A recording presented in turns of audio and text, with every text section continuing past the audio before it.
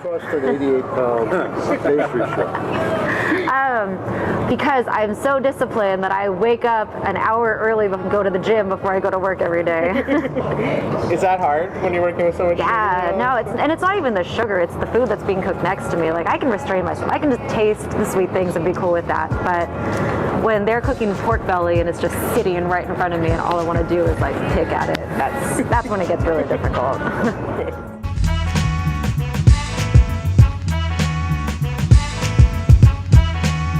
Actually, I started off with my bachelor's degree in culinary management, which focuses on savory food and the management side of the restaurant industry.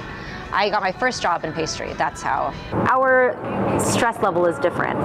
Whereas in the daytime, cooks, they'll spend like 7 a.m. to 3 p.m. prepping, and they're super leisurely about it.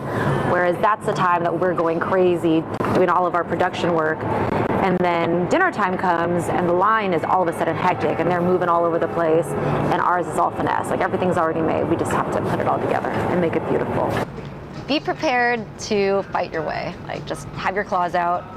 But also remember that you don't have a job unless you're able to work with the savory guys. So I think that I've run into a lot of pastry cooks who like to be in a bakery because they don't like to be around savory cooks, or they need to be alone. People only eat dessert because they eat savory stuff first, and you just kind of have to remember that. It's good to build a relationship, and it's good to also have the respect of the savory kids. Being in a woman in kitchen isn't easy.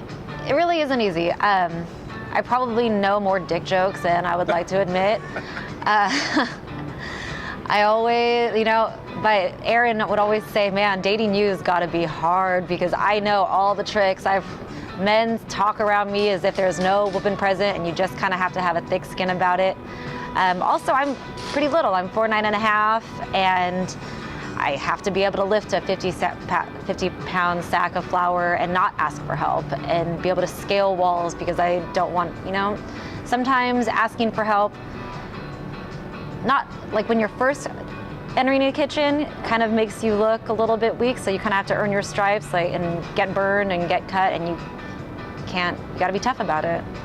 Repetition and cleanliness is more important than your creative input. Like, when you go into a kitchen and you think that you have all these great ideas, you want to share them with people, they don't care. They want to know that you can reproduce what they have given you to do. And sometimes I think for a lot of people that can be heartbreaking and ego breaking, but you just kind of have to stick your head down and just do what you're told, and eventually that happens. You're given that opportunity. I worked at a very molecular restaurant when I was coming up. I think that now it's kind of become overused. So just to know how to use them correctly is more important than building a whole restaurant or a whole dish just based on technique. I think that that's kind of past. You can. You just have to know when. You just have to be able to read it. I understand that, like, when a dough is made, if you forgot the salt, you forgot the salt. You have to start over.